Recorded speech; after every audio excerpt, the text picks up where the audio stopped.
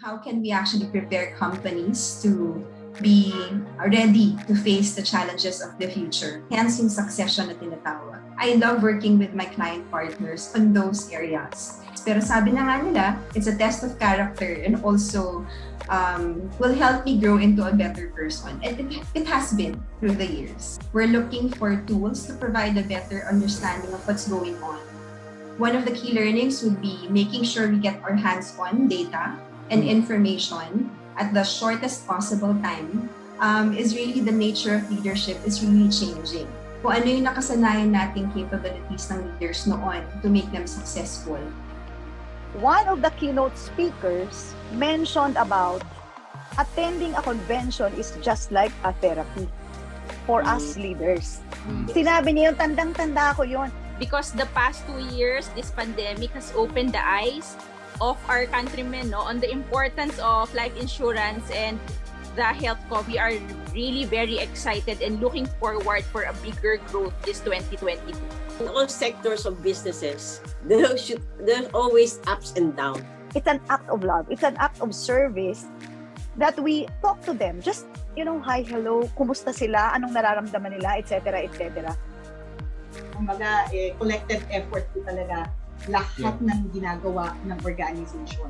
This is for the benefit of all our members. Ang mangyari, they don't have any choice but to learn the digital way. So 2020 was the learning time natin. 2021, actually, kumbaga parang lumalabas nandiyan na, you need to apply it na. Ito na talaga. Yeah, I agree to that. I'm personally proud to experience how the industry came together to achieve these huge milestones, Sir Ivy. Rather than being upended, ASPLI brought the sessions that are normally done face-to-face or on-site, we brought it to cyberspace. Right? And then at the height of the pandemic in 2020, we offered all the learning sessions for free to members and non-members alike. Bilib na bilib ako kasi sabi ko, meron pa lang ganun, konti lang bibigay mo. Pero lahat magtutulong-tulong para alagaan yung pamilya. I cannot think of any other investment that can do that. Pag confident ka in front of the client, and you can be confident only when you know exactly what you're talking about. And you know that you're solving a problem of this person in front of you, and that you're doing this person a big favor. I know of quite a number, a lot of leaders who are not MDRTs, but they have a team na high performing. Hindi kailangan mag-MDRT for you to have to manage, to be a leader of a high performing team. Because the leader can be an MDRT leader. Well, it's really a different world, no? Management and agency is one universe, but they're different planning. Siguro that's how I can put it. No? I usually, dialogue with them, asking them what is the best thing to do. Mas mahalaga sa kanila yung parang, alam niyo na, yung parang of it kagad, di ba? Oo, para mala Andres Bonifacio na leader na halika na, gawin na natin to, lusog tayo. Lusog na agad. Yes. Action kagad. Action.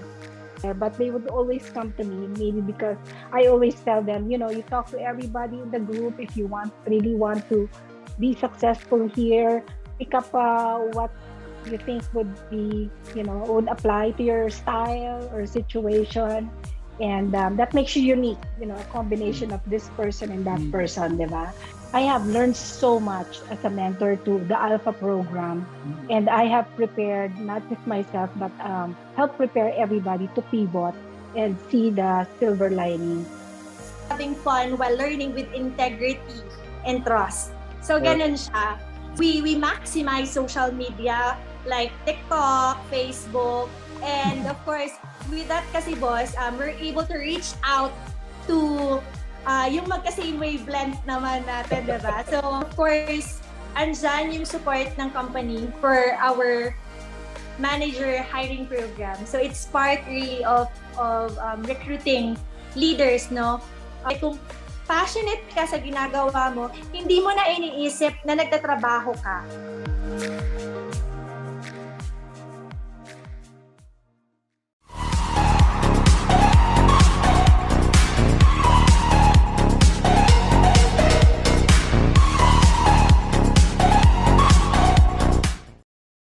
Good evening, Jay. Good evening, everyone. Welcome to Leaders in Action, Season 3, Episode 9. Tonight, we have the privilege of speaking with the new president of PLIA, or the Philippine Life Insurance Association, whose members are your company CEOs. We will get a glimpse of what top leaders of companies see on the horizon for the industry, with the emerging opportunities that will drive growth, as well as the likely roadblocks that can hamper it. We will hear what their priorities are as a group and how they intend to push the industry in partnership with all of the stakeholders, including the agency force, to reach out to more segments of the market. Good evening, Mr. IB, and good evening to all our dear viewers. Welcome again to your Thursday 8 p.m. habit. In our earlier episodes this Season 3, we had the pleasure of listening to the plans and programs of the different key industry associations like GAMA, LUAP, and ASPLI as they partner with distribution in the common objective of increasing our life insurance penetration rate. Tonight, we will get to hear the perspective naman of the top generals of the life companies represented by their association president.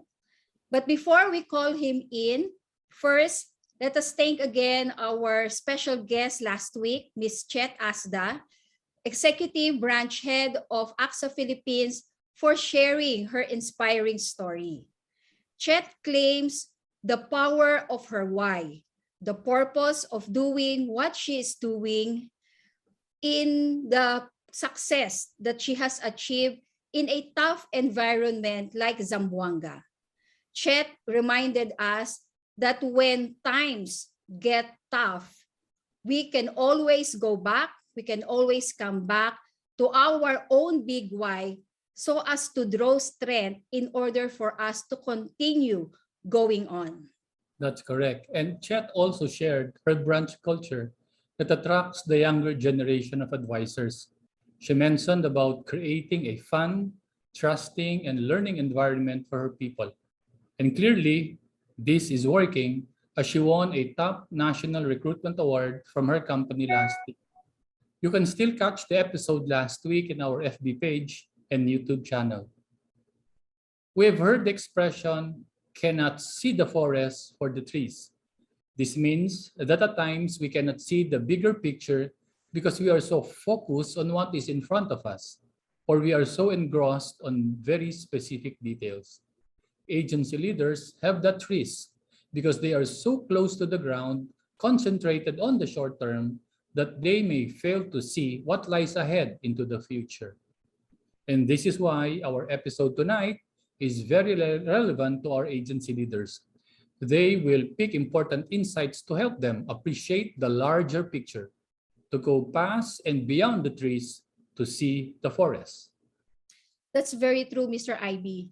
Agency leaders are so engaged in recruiting, developing, and selling day to day, month after month, that they hardly find the time to pause and scan the environment and see what is changing in the landscape of the insurance industry. Unfortunately, somehow this prevents them from planning their next steps well into the future. At dito naman pumapasok ang halaga at ang value ng kanilang top management who has both the resource and the expertise in examining, in analyzing, and in making sense of all the changes that are happening, to provide the agency leader the right information, to point to them where the opportunities are, and at the same time, to prevent them, no, or to turn them away from potential troubles and problems. At tandaan natin, CEOs hold the purse. ika nga, no? They have so much control over the resources of the companies. So by knowing their CEO's priorities and plans, agency leaders will be guided and will be directed to the probable road that leads to growth and success. That's why, indeed, we are very happy to be joined tonight by a former colleague who is now the newly elected President of the Philippine Life Insurance Association. Dear friends, please help me welcome the President and CEO of Etica Philippines, our dear friend, Mr. Rico Bautista. Hello, Rico. Hi, good evening, Mr. Ivy Cantos and Ms. J. Ledesma. Wow naman, napaka-formal mo naman, Mr. Rico Bautista. Pwede bang first name basis na lang tayo? Tayo naman ay pare-parehong mga Batanggenyo. Oo nga. So good evening, Boss Ivy. Good evening, Jay. Good evening, Good Rico. evening, and welcome to Leaders in Action. Thank you again for accepting our invitation to represent PLIA in this special episode namin. Yeah, it is my pleasure to be here tonight. And before we start, Rico, again, our congratulations to you bilang bagong presidente ng PLIA, which is really a very important association in the life insurance industry. I hope all is well with you and your family. Kumusta? Okay naman? Yes, boss. We're all well, and thank you very much for your felicitations and greetings. Thank you. Alam mo, sa experience namin, time runs so fast in these kinds of interviews, no? So umpisa na natin. How long, Rico, have you been in the industry? Yeah, Boss Ivy, if I will count both the pre-need and life insurance industry, it's almost 25 years, no, that I've been in the industry, and really majority of that has been spent also in the life insurance industry. So ganun na rin katagal, boss, pagdating sa industry.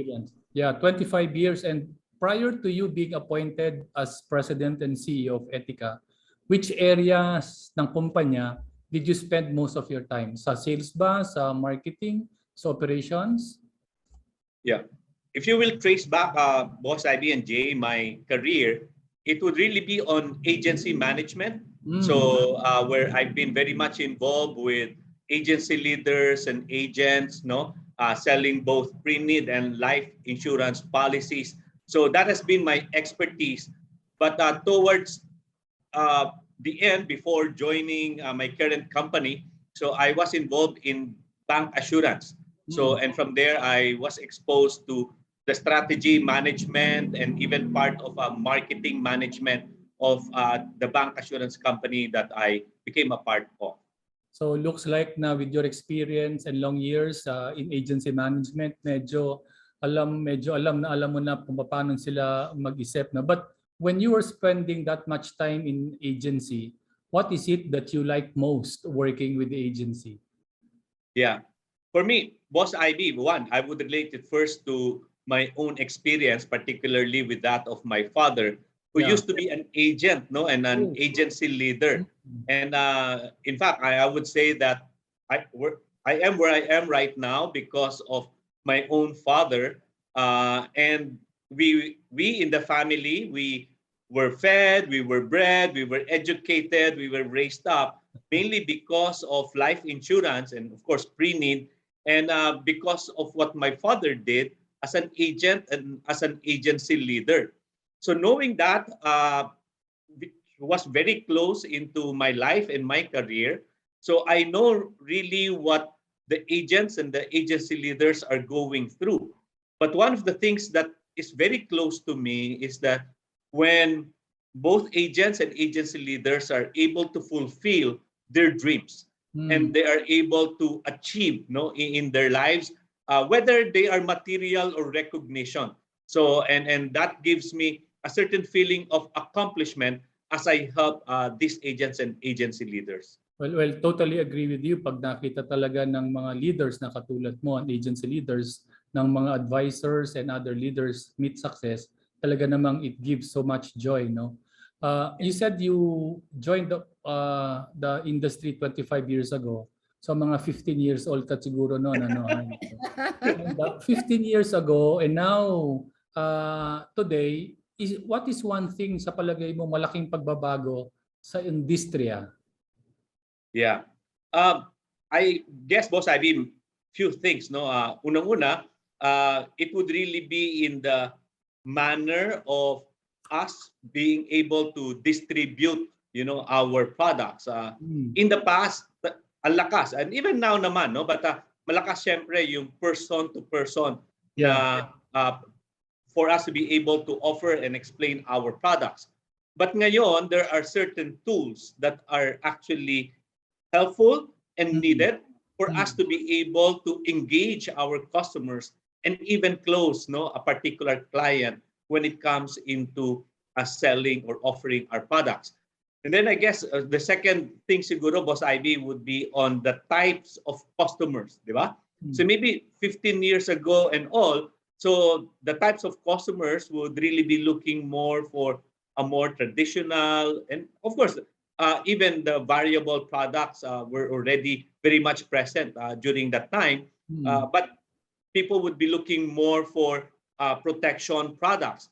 But over the years, as people tend to look for alternatives in terms of maybe where they can park their money and all, so people are looking for even investment type of products, while there are also some insurance protection and health protection combined in that particular product. And consumers now and customers are, I guess, more keen in understanding the policies that they are buying. So kasi parang ngayon mas marami silang tanong. So di ba? So parang tinitingnan nila the background of the company definitely. So but of course even just the features of the products that they are buying. So they tend to study and evaluate even more. Well, those changes definitely will require that the agency force or any distribution will adapt, no? Otherwise, mahuhuli sila. Now, on the industry, Rico, wala pa lumalabas na official figures, hindi ba? Pero sa pananaw ninyo sa PLIA, how did the industry perform in 2021? Yeah. So, Boss Ivy and Jay, no official figures yet, no? Yeah. But the latest figures that we have gathered and we have received actually are third quarter 2021 numbers. And from the looks of it, after 9 months, if we compare our 9 months of 2021 versus that of 2020 and even 2019 pre-pandemic period, these are some of the results, no, that we have seen. Yeah. We've actually seen growth in both comparison periods in the areas of premium, assets, investments, and net income, meaning that we had realized real growth and not just coming from the low base effect of 2020. And then increases achieved in 2021 over 2020 were at 32% in premium, 13% in assets, 14% in investments, and 39% in net profit. No, although in the statistics that we have, we actually got hit most by the pandemic in the area of new business APE because we suffered a decline of 20% versus full year of 2020. Although we posted growth of 16% in 2021. So yung 2020, nag-decline ng new business APE versus 2019. Pero itong 9 months of 2021, we have seen already a 16% growth, no?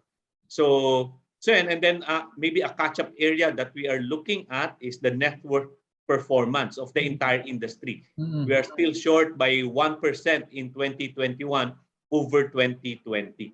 So these are some of the numbers and statistics that we have last year, Boss Ivy. Thank you very much. Again, very positive numbers and congratulations to the entire industry.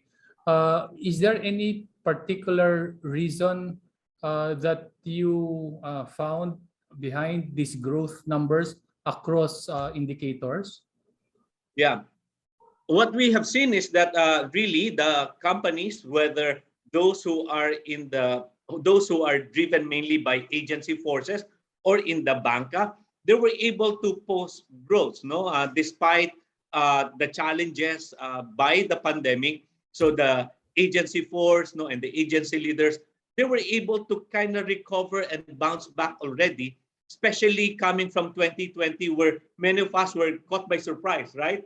So March 2020, that was the start of the pandemic, and people really could not move.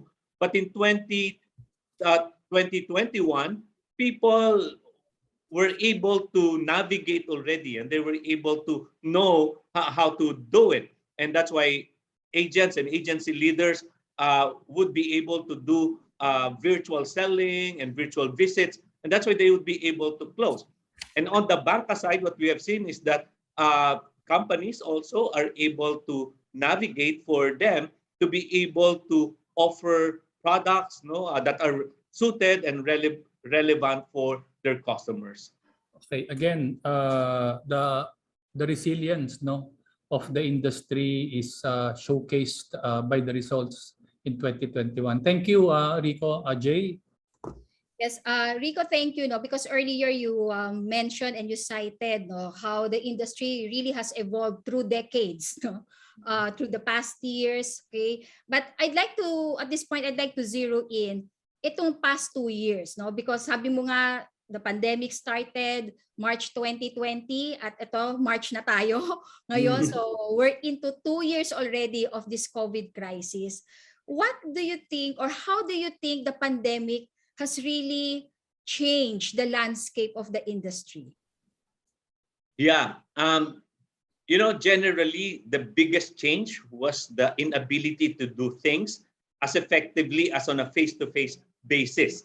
The pandemic restrictions have impacted mobility, mass gatherings, in-person interactions, which are really important to successful conduct of our business. No, so malaki yung naging impact no, yung mga restrictions.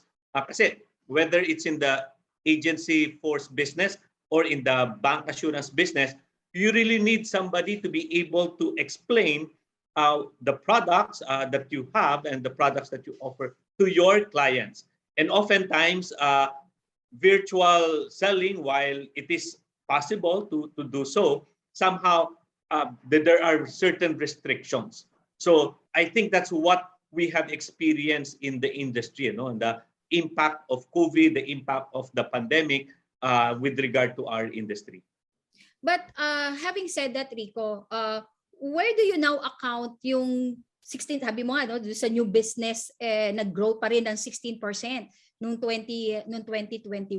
So why do you think that despite the restriction in mobility, na wala talagang face-to-face, paano nag-grow pa rin ang industriya ng 16% sa new business acquisition? Yeah. So ito yung sinasabi natin kanina. One, Boss Ivy mentioned, resilience, di ba? So yung mga agents natin, yung distributors natin are very resilient.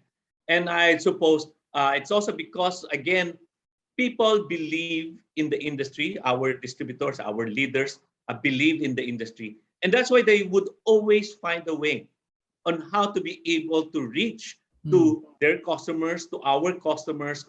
Diba yung sinasabi nga natin sa Filipino, pag gusto, may paraan, pag ayaw, may dahilan. So, and I guess after some time, our agency leaders and our agents, our advisors, were able to already navigate the pandemic and the environment that we have. And therefore, many of them really found ways on how to be able to offer our products, look for their clients, and really give solutions to their clients. Yeah. Yung resiliency nila drove them to maximize yung online platform, the digital platform, Kaya talagang patuloy pa rin yung pag-grow nila. On the other hand, Rico, I recall during our season 1, we had the chance to interview your predecessor, si Mr. Benedict Season, who was the PLIA president last year, and he mentioned all the plans PLIA has laid down for 2021. Kamusta naman yon, Rico? Na-implement ba successfully lahat ng programa? Alin dito ang talagang sa tingin mo ay nakapagbigay ng benepisyo, specifically sa distribution? Yeah. There were several major actions, no, that PLIA had taken in the last couple of years, especially during this time of the pandemic. And many of them we were able to accomplish, but particular focus on, for example, pushing for the industry's classification as an essential business sector that gave us leeway in the quarantine restrictions and allowed for on-site work presence and even our ability to be able to classify our agents. No, if we recall in the past when the IATF said that these are the only businesses and sectors that are classified as essentials, no, we were able to represent to the government and to the IATF that the insurance sector actually is an essential business sector, and that's why we were able to get certain leeways and and certain concessions, no, as far as restrictions are concerned. The second item that PLIA has worked on is to be able to convince the IC or the Insurance Commission to allow digital selling as a permanent mode of distribution in lieu of face-to-face. Because we did not have any regulations. No, 15 years ago, 20 years ago, it would always just be face-to-face. But now, because of what happened in the pandemic, the Insurance Commission allowed us to use digital selling. It's a permanent mode of distribution. No. Third is the introduction of temporary distributor licensing facility as a regulatory relief measure. You know, agency leaders, our lifeblood would always be our ability to be able to recruit and invite people into our agency force.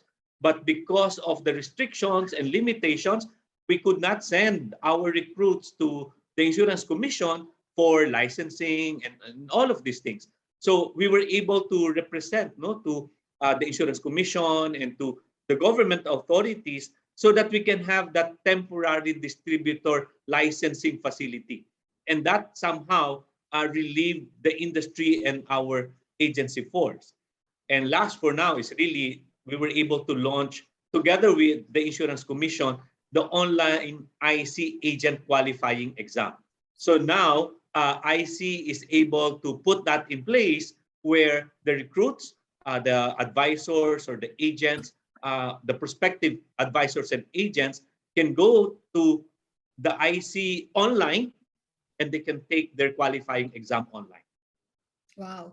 Thank you very much, Rico, for sharing that. No, on behalf of the agency force, no, we'd like to thank, no, and commend PLIA for representing on behalf, no, of the distribution channel, no, itong kanilang mga parang interest, no, and sentiments nila to IC, no, and having that partnership with IC, enabling the PLIA to initiate and undertake all these initiatives that really benefited the agency force, no. So magandang marinig nila, no, na yung kanilang mga presidente, no, ay talagang nag-take ng action para mangyari itong mga ito noong 2021.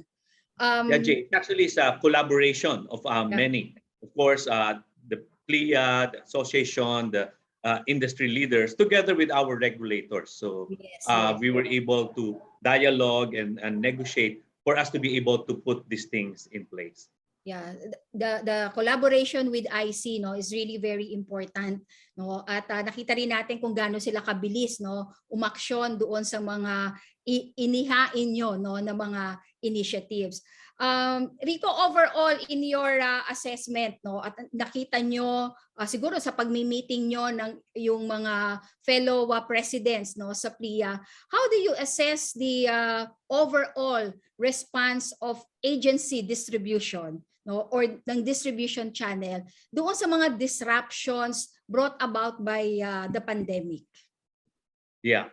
So I mentioned earlier that from the company's end, from PLIA's end, and even the Insurance Commission, there were certain initiatives, no, that we have pushed for so that we will be able to cope up with the pandemic. And again, if I may just repeat, digital selling, temporary licensing facility, and the online IC exam, no.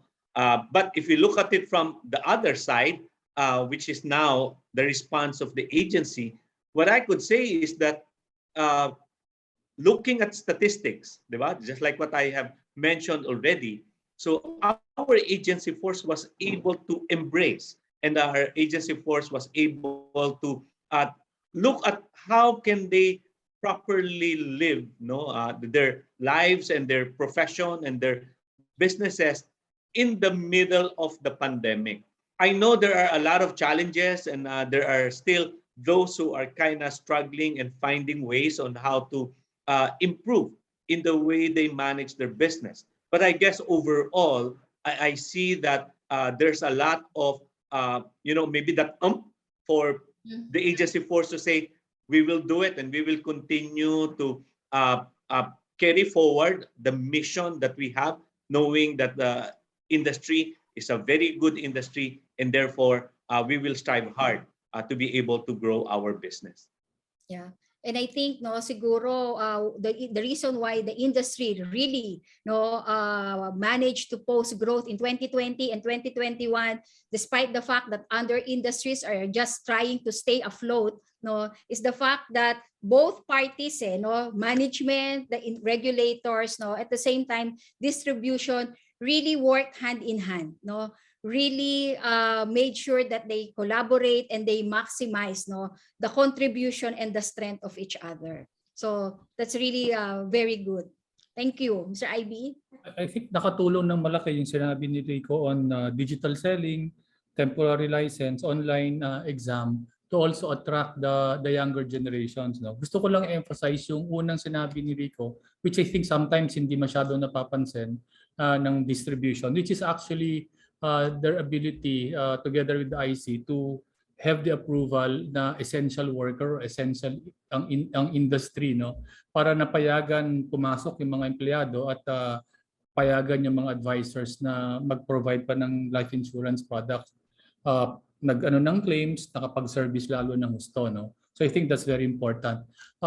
Rico, sabi kasi ng karamihan kapag may crisis, this tend to push people to work together. So in your experience sa PLIA, nung last 2 years, napansin mo ba na mas lalong nabuo yung mga samahan at kooperasyon ng mga companies under PLIA in their effort to fight the disruptions caused by COVID?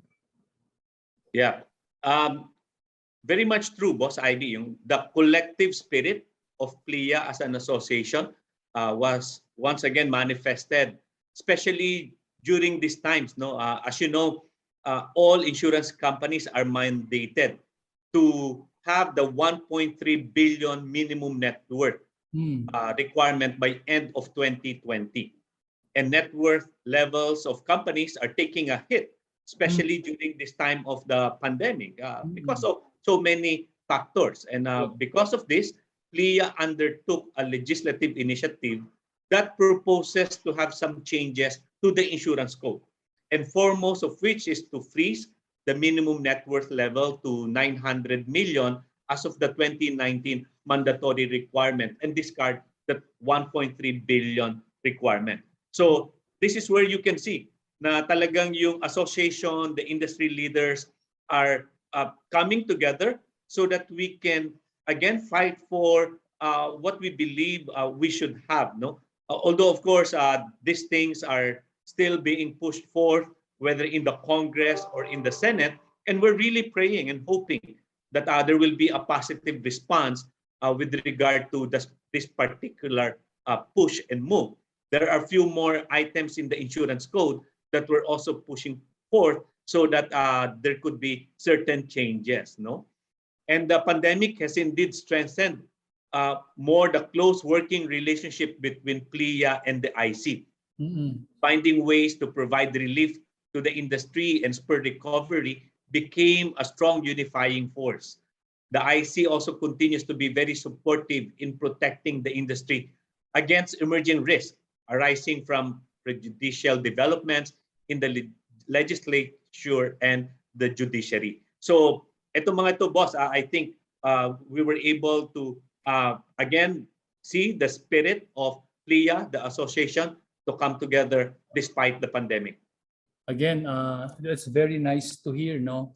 And I hope the agency leaders take confidence and courage that the top leaders of the respective companies are really uniting to see what else can be done within the industry so that growth can be sustained moving forward.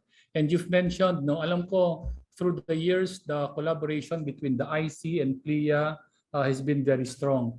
And once again, you notice na mas lalo pang naging mas matindi ang kooperasyon at samahan at pag-uusap ng IC at ng PLIA, Rico?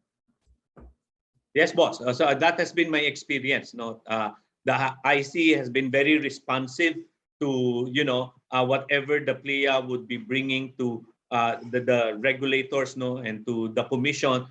And in fact, the IC is one of those who's really pushing for a lot of these legislative changes and the judiciary measures, which hopefully, and of course, we're expecting will become very favorable for the industry. Thank you. Thank you again. Rico, nice to hear all of those stuff. No? Thank you. Yeah. Jay? Yes. Thankfully, naitawid ng industriya ang 2021, no? Nang maayos at talaga namang lumago pa. Now, moving forward, tingin na tayo sa 2022.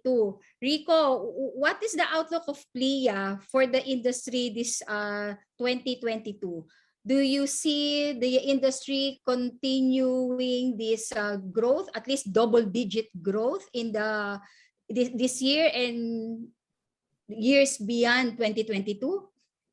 Yeah, maybe a few things, Jay. No, so one, we are very positive as far as 2022 is concerned, and we believe there are several factors that will really influence our prospect of growth. Whether that's double digit or really a more sustainable growth is something that we'll have to look at. But in terms of our expectation, so we want to be more positive about it. Why? Because we have seen in the recent past a rebounding economy with favorable GDP growth prospects. So, and then we have a public that now better understands the value of insurance protection to their life and health. I guess that's also one factor, no, that we've seen why we have seen growth last year, because when COVID hit, when the pandemic hit, people are now more conscious of protecting themselves, no, whether it's health or life protection. We have seen also a progressively developing agile and digitally assisted operating environment. There's a creative product development response to the emerging consumer protection needs, and a growing number of inspiring stories to tell agent recruits about casualties of pandemic-induced unemployment who successfully transitioned to life insurance selling as an alternative career. And just like what we've been mentioning earlier, a regulator who has a good listening ear to our needs and is a dependable partner in charting the path to industry growth and development. So all of these factors are factors for me to somehow positively say that we are looking at a better 2022. However, we know that there could be certain factors that could influence these prospects, no, and this outlook. We know that we are in the middle of the campaign period, and therefore the national and local elections could also play a role. Although if things will play accordingly, so there should not be much impact, no, in our industry on this. But I think there is a developing, incident or a thing that's happening between Russia and Ukraine, and we don't know where will this lead us. No, so of course our hope and prayer is that this will already stop, and there will be peace, no, between those two countries and all the countries involved, so that we will not be affected. So that could be maybe a curveball that we don't know how it would play. and how it could affect our 2022. But if this is not present, we're very positive about the outlook for 2022. Okay, so very clear where the confidence, no, is coming from, no, and leaders listening right now should really have that confidence, no, on how they will move, no, and navigate themselves this 2022. Follow-up question, Rico, having said those factors, no, that can contribute to a positive 2022, ano naman ang nakikita nyo na emerging trends in the industry that agencies, no, agency leaders, advisors, and companies as a whole, no, should be preparing, especially in terms of customer expectations and the kind of products that we are selling? Yeah, Jay, I think it would be to the interest of our viewers, no? But there's one survey that we got from PLIA, and this talks about favorable consumer behavior, no, and preference indicators coming from this survey. And these are very interesting statistics. And let me share these statistics to you and to our viewers. In this survey, it showed 79% showed interest in purchasing life insurance since the pandemic. Oh. So people are now more aware, no? Yes, Yeah. so it's a high number of 79%. And then 81% are looking for access to funds in case of emergency as part of life insurance benefit feature. And then 67 and 66% respectively likely to buy health and life insurance online. Okay, so these are trends that we are seeing. But I'd like to focus really on the interest of majority of Filipinos with regard to life insurance, especially during the pandemic. I was kind of alluding to this earlier, where because of what's happening, COVID, and it's hitting whether you are, it does not distinguish your economic status in life anymore, right? So, and therefore people are more conscious now. So what will happen if they get COVID? First is they would like to get health protection. So, and then second, if, they are the ones who would be part of those statistics who somehow would pass away, are they protected enough? Do they have anything to be left to their families? And that's why a life insurance will continue to be very relevant, in this pandemic and moving forward. And I guess one of the things that we're also seeing is in the life insurance code and many of the life insurance contracts that we have, they do not cover those pandemic diseases. Yes. So, and there is already one global company who said that they would like to cover pandemic diseases. Our own company, who's into health insurance, we have covered pandemic diseases, especially COVID during this period. So these are some of the trends that we're looking at, and therefore companies should look into how to ride on this first mover advantage, because they will surely appeal to the market given the prevailing situation. Wow, that's very talagang heartwarming, no, at very parang encouraging, no, do sa ating mga viewers marinig, no, na itong mga ganitong klase ng mga statistics, no, na share mo. Again, that should give them the confidence, no, that really they should be more active, no, they should be more out there, no, presenting, no, and making themselves available to our clients, given nga, no, itong increased awareness and appreciation, no, ng mga kliyente sa ating produkto. So thank you for sharing that, no, Rico. Sa mga sinabi ni Rico, if I were the leader, kasi ang gaganda, no, plus the fact that yung sinasabi na awareness mas tumataas na in practically so many areas, no, the leader, I think, should be in a position to aspire for a much higher goal, not simply in terms of production, but also in terms of number of people that you get to reach and provide protection to, no. Now, punta naman tayo sa distribution, Rico, being a key partner of companies in their effort to provide financial protection to more families, no? Sa palagay mo, again, sa pag-uusap ninyo ng mga other CEOs, how did the pandemic bring the relationship of management and distribution together? Mas tumibay ba o mas nagkaroon ng crack sa palagay ninyo based on your discussions with others? Yeah. Boss, in our analysis, the pandemic actually brought together the head office management and the distributor, no? So parang they were able to work closer together, especially the shift to digital operating environment, no? Why? Because given the video conferencing tools available, so distance as a barrier has become a thing of the past. So let's say, for example, now Jay is in Mindanao, but we can talk, we can discuss. So it's easier for us to communicate. Although, of course, there is that element of wanting to be more personal, face-to-face. But really, the tools that we have now expanded the geographical reach that we have. And it made the supervision of the sales force more convenient and cost-effective. So I believe that, the pandemic really brought together the head office management and the distribution closer together.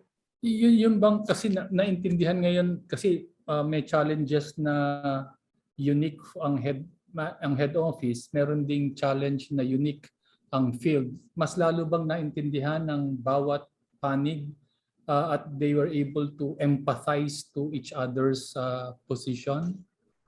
That's my view, Boss Ivy. So talagang because may challenges on both parts, whether it's the company trying to again understand and assess how they will be able to manage their distribution force.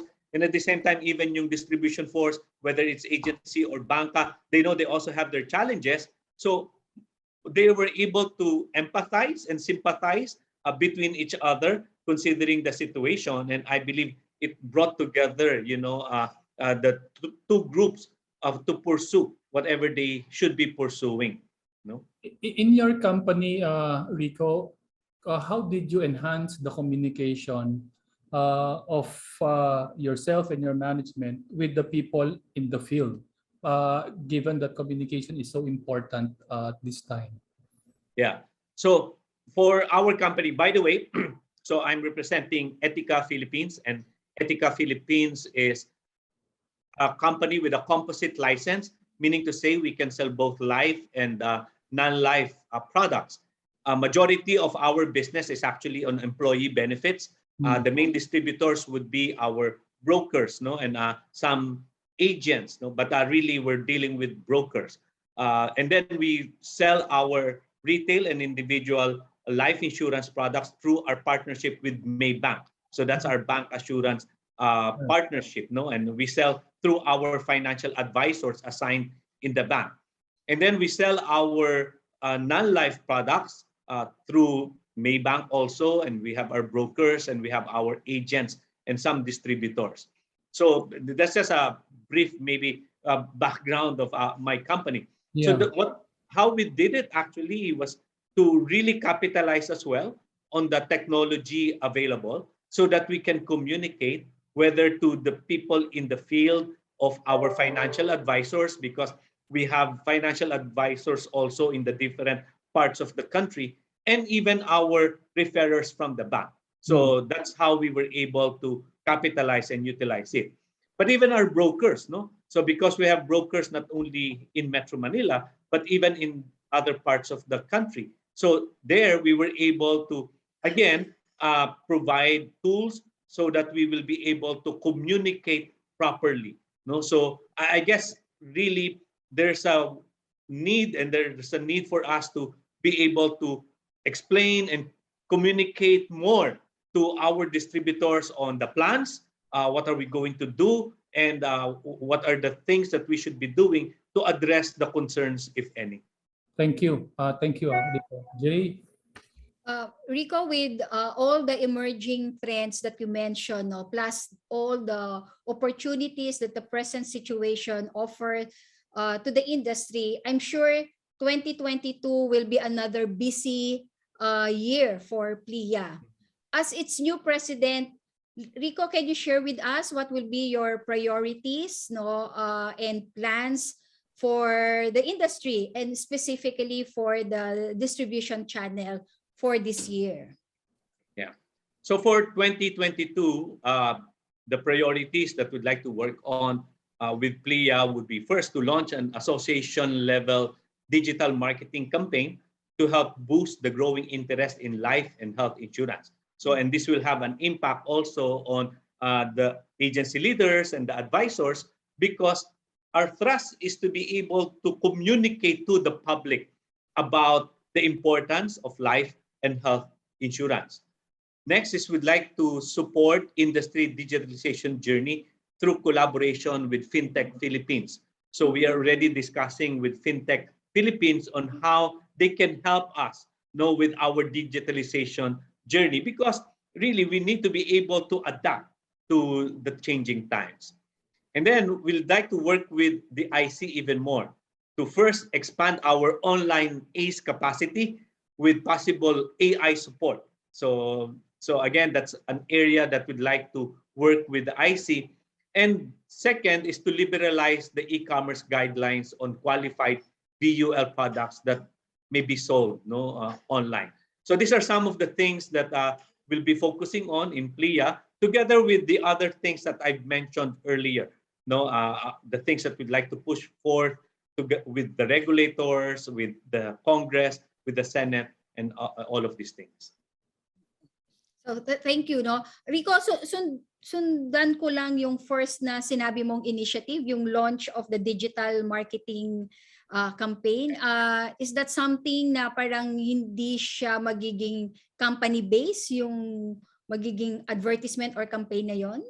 Yeah, so what we'd like to do is to put together, the association and the PLIA more active in terms of communicating to the public who we are. So hindi lang siya necessarily company-based, but really as the entire association. So we're hoping to be able to push that forth this year and moving forward. That would be nice, kasi talagang iba yung magiging message, yung dating, how it will come across to the clients, kapag talagang as one industry, ang pag-promote natin sa produkto natin, at sa serbisyo natin. So that would be very nice, at I'm sure the leaders would be all excited, lalo na yung sinabi mo, expansion ng online exams, kasi talagang yun ang naririnig natin, na parang naging concerns talaga ng mga leaders natin during the pandemic. So having heard from you that that will be a top priority of your presidency, your leadership, would be a good development, a welcome treat for our agency leaders. So thank you, at sana matututukan namin yan, at sana magawa lahat yung mga initiatives na yan for 2022. Yes. Rico, you have extensive experience working with both agency and banka. Sa experience mo, what do you think is key para yung relationship and partnership between the company and the distribution will continue to flourish? Yeah. First for me is the belief in the mission that the company and the distribution force should have. There should be a deep understanding of the reason why both are in the business. So it's very crucial, that understanding of the mission. Then important would be the trust that the company should give to the distribution channel alongside with its support system. In the same manner, the distribution force should trust the management with regard to its direction. In short, mutual trust should exist between the two. That's very good. Very good. My final question, ang bilis sabi sa'yo, bilis ng oras. Again, putting yourself as a company CEO, what is your message to our viewers who are mostly leaders to give them confidence that they have a very strong and reliable partner in their top management, especially the CEOs? Yeah. So again, first, I would like to thank the followers of Leaders in Action and for patronizing this very good platform and very good program. So what I could say is that really you should trust your companies, you should trust your organizations, because the organizations and the companies in the life insurance industry's goal is to ensure that we will be able to protect the lives of our clients, of our customers. So if that will continue to be present, if we can be confident, that we are in the right direction, I believe that we in the entire industry will be able to reach to so many Filipinos together, not just as individual companies, but really as one industry association. Thank you. Thank you. Well said. Jay? Okay, ako naman Rico, ito na, last question ko na rin ito. Okay, but before that, we'd like to say that Mr. IB and I are really happy and so proud of how you have grown in your career. Ito na yung question ko, Rico. As a successful leader, what one leadership principle can you share with us that have guided you through the years and which you think our agency leaders can also use in their own leadership journey? Well, I'd like to share at least a couple of principles, but first, I also would like to say thank you to both of you. Both of you were my mentors, my superiors. So in my past life, and very good friends at that. So and that's like really, I'd like to thank you for this opportunity that you have given me to spend time with your program. But just going back to maybe principles that I can leave behind, one principle that I live by is that when I see something good, I pursue it, and I pursue it passionately. So it starts with one vision or purpose. I have seen this in my career. I was very clear on what I wanted, then action. So I put forth to what I needed to do. And then one needs to pursue his or her own purpose. Afterwards, one needs to put his or her heart into it. So that's why one should pursue it passionately. Second, for me, and again, this is something very close, and I'm sure you both know this, when one option closes, another door of opportunity opens. And I have seen this several times in my life. And during the time when an option is closing, be strong, have faith. There is something better coming. Not necessarily as per your timing or desire, but definitely something better is coming. Very well said and very inspiring, President Rico. Talaga namang very evident that you have lived up to those leadership principles that you have just mentioned.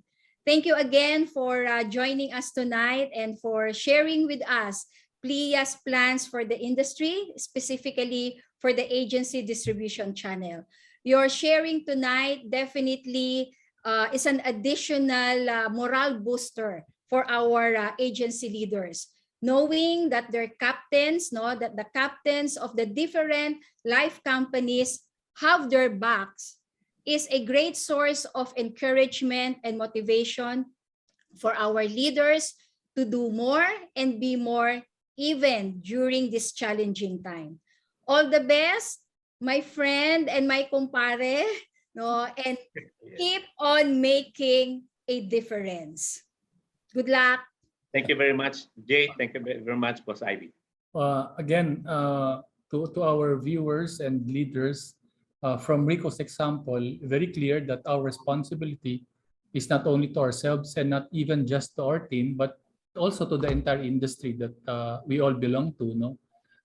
When leaders from both management and agency have this in mind, and surely there should be no way but for the industry to sustain its growth and to reach out to as many people as possible.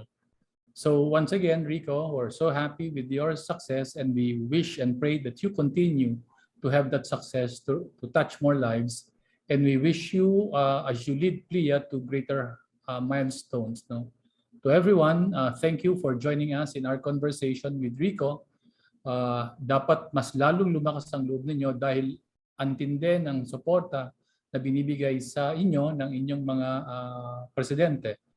You can watch the full interview on our Facebook page and YouTube channel. Talking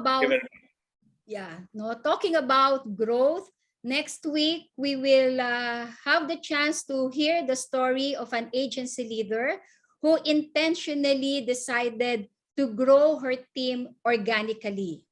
We will have CDO Cagayan de Oro based Ms. Jessel Ramos, FWD's 2021 Top Financial Wealth Manager. Jessel will share with us her agency structure and the processes and systems that built her winning team. So, dear leaders, kita-kita tayo ulit next Thursday. That's March 10, 8 p.m. here in Leaders in Action. Real leaders. Real stories. Real talk. Bye, everybody. Okay, Bye. bye-bye. Thank you. Thank you very much. Thank you very much. Take care, everybody.